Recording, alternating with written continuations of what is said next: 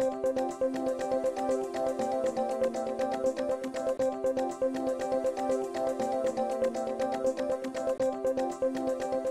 it was an honor to be here today to speak to the World Trade Center.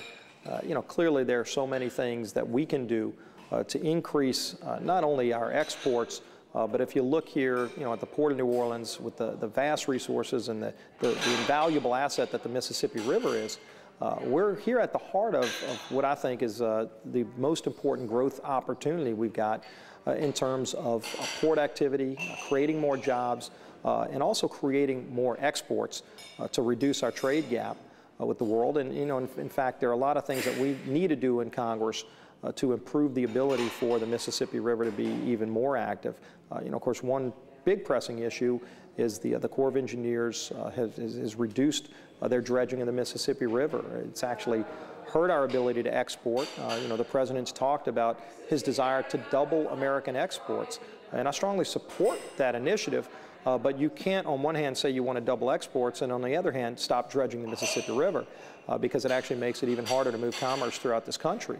And so you're talking about lots of job opportunities that are lost, but also millions and millions of dollars that it costs in increased expenses to move commerce through the Mississippi River, which would then push even more activity away from our region and move it to other states, whether it's Alabama or Texas or somewhere else, if it's harder to move your commerce through the Mississippi River because there's not enough depth to move large cargo. So, that's something we need to work on in Congress.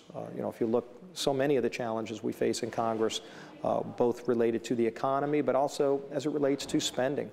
We've got to control spending.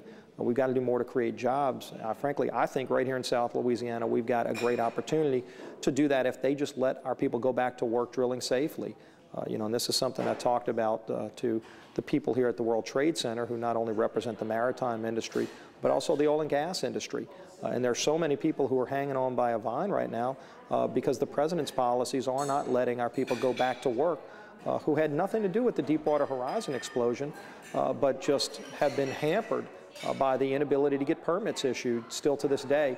We've lost over 13,000 jobs in South Louisiana because of this permitorium by this administration. And that also, by the way, leads to higher gas prices. It's one of the reasons that people are paying higher gas prices at the pump today, because by policy, our federal government shut off billions of barrels of known reserves where we know there's oil, and you're seeing the price of oil skyrocket, especially at a time, typically it's not until the middle of the summer that you see prices going up anywhere close to this level, but we're already approaching $4 a gallon.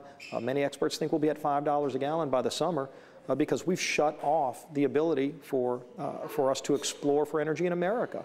Of course, that makes us more dependent on oil from countries like some of these Middle Eastern countries that are so volatile right now, which is another big net export gap. We lose billions of dollars that we're sending to these countries that we should be sending to keeping here, not only creating jobs, but sending to the federal government to reduce our deficit.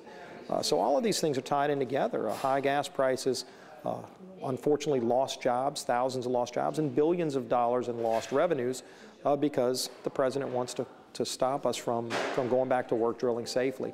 So that's something else we talked about, as well as the challenges we're facing with the federal budget.